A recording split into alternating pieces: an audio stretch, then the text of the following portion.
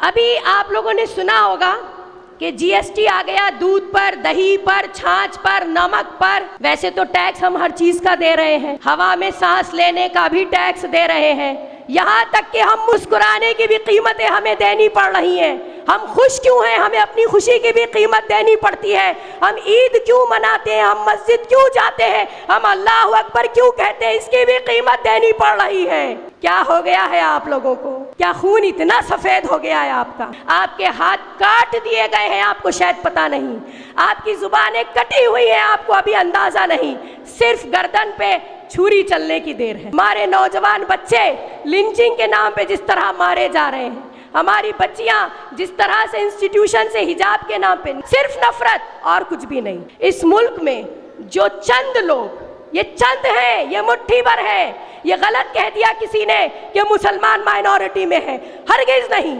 मुसलमान इस मुल्क की सबसे बड़ी मेजॉरिटी है। अगर दूसरी कौमों को हम कास्ट के नाम पे बांटना शुरू करें तो वो माइनॉरिटी में है, और सबसे ज्यादा माइनॉरिटी में वो लोग हैं जो इस वक्त गवर्नमेंट में बैठे हैं, ख्वाह वो गवर्नमेंट सेंट्रल की हो या स्टेट की हो, वो माइनॉरिटी में। तो हमें शर्म आनी चाहिए। हमारे लिए गैरत का मुकाम है कि चंद मुट्ठी भर लोग इतनी बड़ी मेजॉरिटी को हकाल रहे हैं भेड़ बकरियों की तरह। वो डंडा चला रहे हैं और हम उनके इशारों पे चल रहे हैं। ये शर्म का मकाम है हमारे लिए। आपको इसी का एहसास दिलाने के लिए, आपके सामने कुछ हकीकत से पर्दे उठाने के लिए, मुसीबत तो है, इसका इल्म है। इस मुसीबत से कैसे पीछा छुड़ाना है, इस मुसीबत का क्या हल निकालना है, उसके लिए आज आपके सामने सोशल डेमोक्रेटिक पार्टी का ये स्टेज सजा हुआ है। हक को ज़रूरत नहीं है कि उसका साथ दिया जाए और उसका ढिंडोरा पीटा जाए। हक तो खुद बोलता है, सच तो खुद आवाज़ें लगाता है। यहाँ लोगों से मुराद कौन है? यहाँ लोगों से मुराद मेरी कौम नहीं है, यहाँ लोगों से मुराद है मेरी सरजमीन का हर बाशिंदा, ख्वाह वो किसी मज़हब का हो, ख्वाह वो किसी भी ज़ात का हो, किसी रंग का हो, किसी बोली का। आखिर वो कौन सा दर्द है जो हमें तो खाए जा रहा है? वो कौन से ज़ख्म है जो हमें तो चीरे दे रहे हैं कि उनकी तकलीफ़ आप तक नहीं पहुंचती? ये वही दर्द और ज़ख्म है कि आगे हम इतने मजबूर हो गए कि आज हमने ये पीपल्स पावर कॉन्फ्रेंस रखी। किसके लिए? आप लोगों के लिए। क्योंकि पिछले कई दिनों से ये देखा जा रहा है कि सियासी मंजर तो बदल रहा है, लेकिन इस सियासत के पीछे एक आम आदमी की ज़िंदगी किस तरह से बर्बाद हो रही है। हमारा सुकून, चैन, इज्जत। मैं आपको यहाँ एक बात बताती हूँ। फसाई जो कि खाने पाने की जो चीज़ें होती हैं, यानी कि फूड रिलेटेड जो भी आइटम्स होते हैं, जो कंपनीज इसको बनाती हैं, उनके ऊपर कानून बनाने वाली एक इंस्टीट्यूशन है। अभी एक नया कानून जो 3 दिन पहले मैंने सुना और पढ़ा, शायद वो भी मंजर आम पर नहीं आया, ज़रा आप लोग गौर कीजिए। गरीब लेबर तबका जो रोज़ के रोज़ डेली वेजेस पे काम करता है, वो जो रोज़ कमाता है तो कभी आधा किलो चावल, आधा किलो दाल या छटाक भर तेल या कुछ मसाला डेली ख़रीद लेता है, क्योंकि वो रोज़ कमाता है, रोज़ खाता है, रोज़ जीता है, रोज़ मरता है। ये वाली तादाद मेरे मुल्क में 80% है। तो ये कानून आ गया है कि अगर कोई दुकानदार कोई चीज़ खुली या छुट्टी बेचता है, छुट्टी का मतलब चिल्लर में, तो 7 साल की सज़ा होगी। ये नया कानून।